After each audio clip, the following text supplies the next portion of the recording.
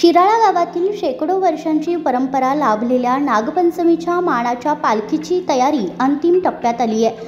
गोरक्षनाथ महाराजांच्या कृपास्थानी मानले जाणारे हे जागृत स्थान दरवर्षी नागपंचमीच्या दिवशी लाखो भाविकांचे श्रद्धास्थान ठरते। महाजन घराण्यापासून निघणारी ही मानाची पालखी विविध पारंपरिक मार्गावरून गावात मिरवली जाते। यामध्ये 12 बलुतेदार समाजाचा विशेष मान, पारंपरिक पूजन विधी, नागमूर्तीची सजावट आणि गावात फिरणारी भक्तिमय पालखी यामुळे संपूर्ण गाव भक्तिरसात न्हावून निघतो।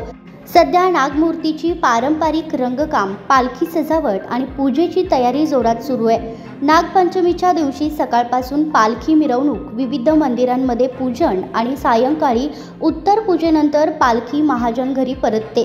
गावातील भाविकांसोबतच दूरदूरच्या ठिकाणाहून श्रद्धाळू या परंपरेत सहभागी होण्यासाठी शिराळ्याकडे येत असतात। गावातील शांतता आणि सुरक्षितता राखण्यासाठी पोलीस प्रशासनाकडून चोख बंदोबस्त ठेवण्यात आला आहे।